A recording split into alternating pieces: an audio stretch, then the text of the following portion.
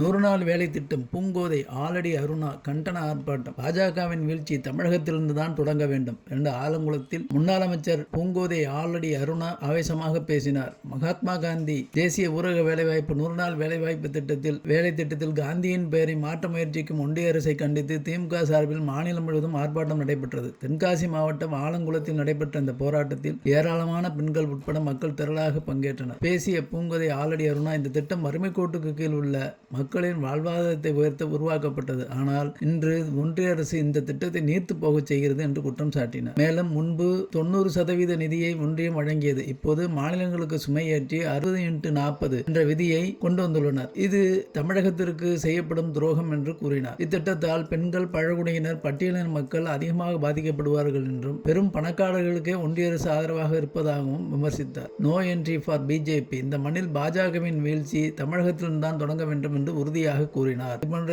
வீடியோக்களுக்கு சேனலை சப்ஸ்கிரைப் பண்ணுங்க, சப்போர்ட் பண்ணுங்க. உங்க கருத்துக்களை கமெண்ட்ஸ்ல சொல்லுங்க.